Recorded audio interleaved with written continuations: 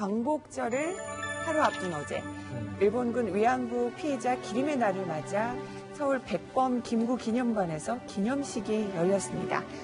1991년 8월 14일은 일본군 위안부 피해자인 고 김학순 할머니가 위안부 피해 사실을 최초로 공개 증언한 날이죠.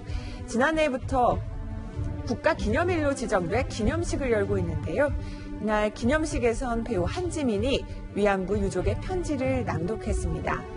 이 편지는 위안부 피해자가 어머니였던 유족들의 이야기를 바탕으로 작성이 됐는데요. 배우 한지민 씨는 복받치는 감정에 눈시울이 붉어지기도 했지만 애써 담담하게 편지를 읽어내려가며 가슴 먹먹한 감동을 전했습니다. 배우 한지민의 목소리로 듣는 위안부였던 나의 사랑하는 엄마에게 보내는 편지 들어보시겠습니다. 엄마가 생전에 하시던 말씀이 생각납니다.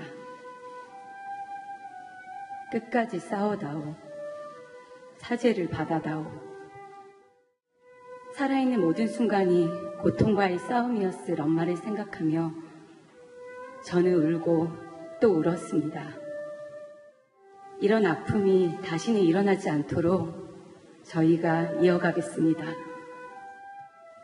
나의 어머니, 우리 모두의 어머니, 사랑합니다. 네, 배우 한지민 씨가 울음을 담담하게 참으면서 읽어내려간 유족의 편지를 대신해서 읽었습니다.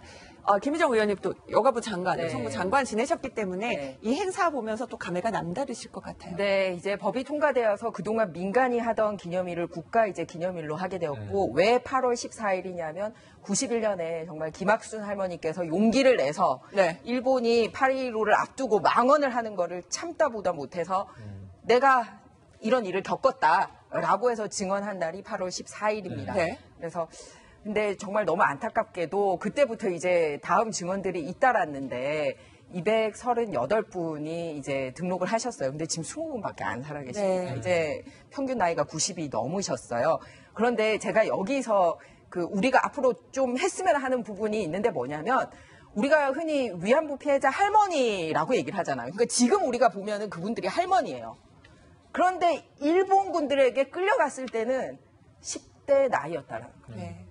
그러니까 얼마나 몹쓸 짓을 했는지, 물론 뭐 할머니한테 끌고 가도 나쁜 짓이긴 하지만 그래도 인생을 다 겪고 난 다음에 험한 일을 한 게 아니라 정말 아무것도 모르는 요즘 왜 우리가 이렇게 나쁜 사건 사고 얘기할 때도 청소년 대상 범죄는 더 과중하게 보지 않습니까? 그래서 이 할머니들이 정말 10대 때 인권 유린을 당했었다라는 거를 말씀드리고 싶고요. 그런데 두 번째는 이 할머님들이 그런 평생 피해자로 살았느냐? 그런 게 아니라 정말 용기를 내고 증언하는 순간 우리도 못한 그런 인류에 공헌하는 일을 하신 거예요. 왜냐하면 이렇게 평화가 없어지고 할 때는 어떤 일을 인류가 겪을 수 있는지에 대해서 본인들이 증언을 하시고 새로운 사회 운동가가 되신 거죠. 그러니까 내가 피해자였다라고 증언하는 자체가 우리 인류 역사에 있어서 중요한 사회 운동가의 길로 접어드신 그런 훌륭한 일을 하신 분들이다라는 말씀을 드리고 싶고요. 또 하나는 우리가 일본에게 원하는 게 크게 세 가지예요. 인정하고 사죄하고 교육하라라는 거거든요. 그런데 사실 우리도 보면 제대로 된 교육을 안 하고 있는 경우가 있어요. 그래서 보면 여성가족부 있을 때 초등학교, 중학교, 고등학교용으로 정말 이 전문가들이 만든 교과서가 있으니까 학교에서 이거 가지고 좀 교육도 하시고 만약에 우리 학교가 그런 교육을 하는 학교가 아닐 경우에는 이 역사가 들어가셔서 책과 또 동영상 교재가 있으니까 제대로 알고 전 세계에 알려나갔으면 하는 바람입니다. 지금 오늘 광복절을 앞두고 오늘 김희정 의원님 굉장히 많이 준비해 오셨어요. 일본군 위안부 피해 바로 알기 관련돼서 이 책자까지 가져오시면서 오늘 어떻게 했으면 좋겠는지 또 설명을 해주셨습니다.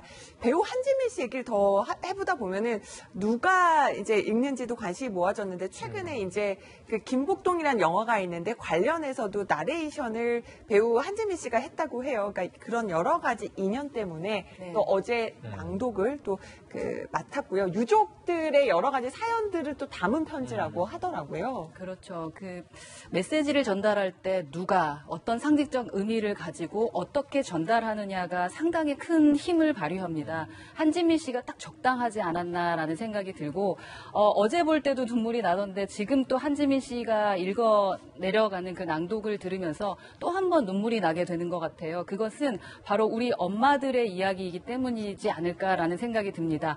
지금 우리 어머니들도 아까 말씀하셨던 것처럼 처녀, 아주 어렸던 아기일 때도 있었고 또 청소년일 때도 있었고 그때 그렇게 상처받았던 엄마에 대해서 가끔은 미웠다라는 이야기, 그런데 그걸 후회한다라는 그 딸의 이야기를 들을 때 그 위안부 할머님들, 우리 언니들이 어떤 생각을 하실지에 대한 생각마저 들고 또 한 번 우리 어머님들에 대한 생각도 다시 한번 하게 되는 것 같습니다. 네.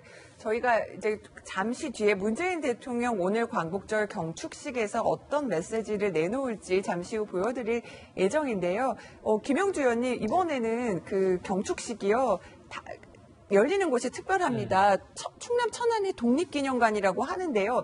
독립기념관에서 열리는 것이 저도 몰랐어요. 근데 14년 만이라고 하더라고요. 그런 의미도 있는 것 같습니다. 아무래도 이제 그동안은 뭐 서울의 세종문화회관이나 그런 곳에서 많이 열렸을 텐데 이번엔 특히 이제 그 천안이 갖고 있는 그 상징성이 있습니다. 네. 이건순 열사의 아우네장터에서 아우네장터의 그런 어떤 역사성, 그리고 특히 그 지역이 상당히 항일운동에서도 상당히 많은 중심지가 되었기 때문에 또 그런 의미에서 다시 한번 그런 어떤 그 항일운동을 기억하는 좀 과거의 메시지는 그야말로 어떤 그 광복절의 어떤 담담함과 미래지향적이라면 올해는 조금 더 일본과 관련해서 그런 부분이 있기 때문에 저장소를 하지 않았겠나 그렇게 생각이 듭니다. 지금 보면은 독립유공자 포상이 진행이 되고 있는데요.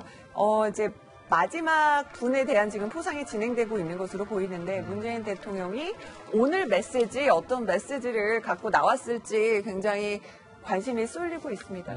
두루마기의 복장으로 뭔가 오늘 어떤 우리 민족을 좀 강조하는 이미지의 그런 의상을 입고 오늘 광복절 지금 메시지를 준비한 자랑스러운 것으로 수상자분들이 보입니다. 국민 여러분께 인사를 드리겠습니다. 국민 여러분께 인사. 그럼 저희가 광복절 경축식 현장을 보여드리면서 잠시 후 진행된 문재인 대통령의 광복절 메시지를 저희가 조만간 잠시 뒤에 들어보도록 하겠습니다.